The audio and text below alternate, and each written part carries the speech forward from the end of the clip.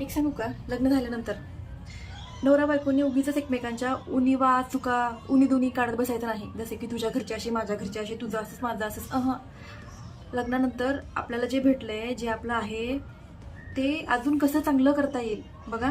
कसं चांगलं करता येईल हे बघायचं, ना की उगीच एकमेकांना चुका काढणं, उगांना एकमेकांना त्रास करायचा नाही. आपल्याकडे जे आहे, आपल्याला जे भेटलंय ते अजून कसं चांगलं करता येईल याच्याकडे फोकस करायचं. लाईफ खूप छान होते त्याच्याने. आणि रिस्पेक्ट हा खूप मोठा फॅक्टर आहे. एकमेकांना रिस्पेक्ट द्यायची, त्याच्याने हे आयुष्य खूप छान, खूप सुंदर होतं. अजून एक गोष्ट, नवरा बायकोमध्ये जेव्हा केव्हा भांडण होतं, ते नवरा बायकोंचे भांडण दोघांमध्येच मिटवायचे. नवरा बायकोचे भांडण जेव्हा तिसऱ्या व्यक्तीपर्यंत जातात ना, जसे की सासू सासरे, बहीण भाऊ, आई वडील, ते तिसरे जर व्यक्तीमध्ये आली की झालं भांडण. इतकं चिघळतं, उगीच भांडण मोठं होतं. थोड्या वेळामध्ये भांडण मिटणारं भांडण इतकं मोठं होतं की बस. त्याच्यामुळे दोघांचं भांडण दोघंच मिटवायचे.